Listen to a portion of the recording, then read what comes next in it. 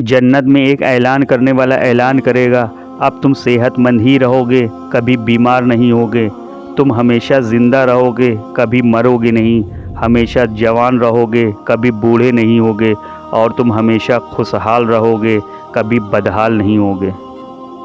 एक जुमा में हाज़िरी से 10 दिनों के गुनाहों की माफ़ी। अल्लाह के रसूल सल्लल्लाहु अलैहि वसल्लम ने फरमाया, जिसने गुस्ल किया फिर जुमे के लिए हाजिर हुआ, फिर उसके मुक़द्दर में जितनी नफिल नमाज थी पढ़ी, फिर खामोशी से खुतबा सुनता रहा यहाँ तक कि खतीब अपने खुतबे से फारिग हो गया, फिर उसके साथ नमाज पढ़ी, तो उसके उस जुमे से लेकर एक और जुमे तक के गुनाह बख्श दिए जाते हैं, और मज़ीद 3 दिनों के भी। नबी करीम सल्लल्लाहु अलैहि वसल्लम ने फरमाया, जो शख्स कोई नमाज भूल जाए या सोया रह जाए तो उसके लिए उस नमाज का कफ़ारा यही है कि वो उसे याद आने पर फ़ौरन पढ़ ले। नबी करीम सल्लल्लाहु अलैहि वसल्लम का फरमान है, जब तुम अपने बिस्तर पर लेटने आओ तो इस तरह वज़ू करो जिस तरह नमाज के लिए करते हो। नबी सल्लल्लाहु अलैहि वसल्लम का फरमान है, क़यामत के दिन लोगों से उनके आमाल में से जिस चीज़ के बारे में सबसे पहले पूछा जाएगा वो नमाज होगी। हज़रत अबू दरदा रज़ी अल्लाह तआला फरमाते हैं कि मैंने नबी करीम सल्लल्लाहु अलैहि वसल्लम को ये इरशाद फरमाते हुए सुना, अल्लाह ताला बंदे की 5 बातें लिखकर फारिग हो चुके हैं। पहला, उसकी मौत का वक्त, दूसरा, उसका रिस्क, तीसरा, उसकी उम्र, चौथा, वो बदबख्त है या नेक बख्त। ज़िंदगी हमेशा 50-50 रहती है, आधी तकलीफ़ें होती हैं और आधी खुशियाँ होती हैं, कुछ अच्छे दिन होते हैं और कुछ बुरे दिन होते हैं, इसलिए सिर्फ़ खुशियों के इंतज़ार करते रहना बहुत अहमकाना हरकत है। किसी ऐसी चीज़ का इंतज़ार करना जो हो ही नहीं सकती बहुत नादान फ़ैसला है। खुशियाँ और गम साथ साथ चलते हैं, जैसे अल्लाह ने कुरान में फ़रमाया है कि हर गम के साथ आसानी है, अल्लाह ने ये नहीं फ़रमाया कि हर गम के बाद आसानी है। ऐसा नहीं है कि वो तकलीफ़ देता है और ऐसा भी नहीं है कि वो सुनता ही नहीं है, इम्तिहान को लंबा कर देता है। ज़कात ना देने का अज़ाब। हज़रत अबू हुरैरा रज़ी अल्लाह तआला अन्हु से रिवायत है कि रसूलुल्लाह सल्लल्लाहु अलैहि वसल्लम ने फरमाया, जो भी सोने और चांदी का मालिक हो और उसकी ज़कात अदा नहीं करता हो तो उस सोने और चांदी के तख्ते बनाए जाएंगे और उसको जहन्नम की आग में गर्म किया जाएगा।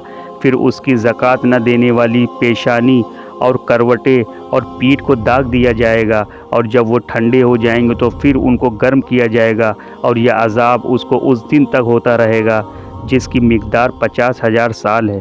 फिर अल्लाह अपने बंदों के बीच फ़ैसला फरमा देगा और वो जन्नत या जहन्नम की तरफ अपना रास्ता देख लेगा। फल दरख्त के अंदर से नहीं आता, यकीन नहीं तो दरख्त काट कर देख लें, लकड़ी ही लकड़ी है। रिस्क ज़मीन के अंदर से नहीं आता, यकीन नहीं तो खुदाई करके देख लें, मिट्टी ही मिट्टी है। ये सब तो अल्लाह के हुक्म से आता है, अल्लाह चाहे ज़मीन से निकाले या आसमान से उतारे।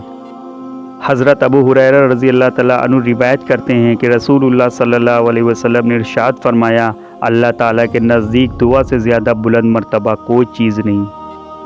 हज़रत अब्दुल्ला बिन अम्र बिन आस रज़ी अल्लाह तआला अन्हु फरमाते हैं कि मैंने नबी करीम सल्लल्लाहु अलैहि वसल्लम को ये इरशाद फरमाते हुए सुना, अल्लाह ताला ने ज़मीन व आसमान बनाने से 50,000 साल पहले तमाम मखलूक़ात की तकदीर लिख दी। उस वक्त अल्लाह ताला का अर्श पानी पर था।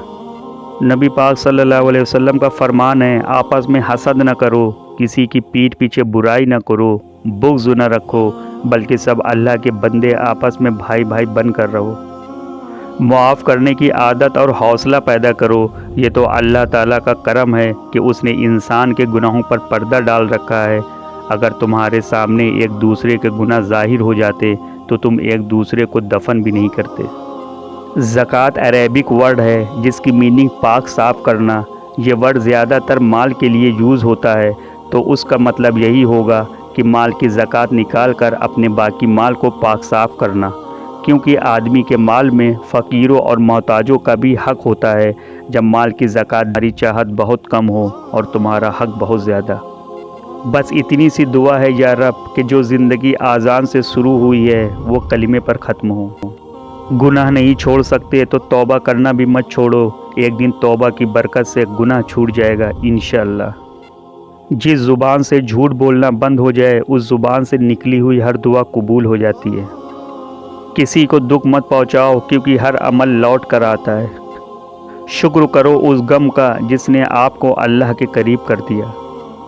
بے شک جب تم تھک جاؤ تو کچھ دیر اللہ کے سامنے رو لیا کرو، مشکلوں کا وزن گھٹ جائے گا۔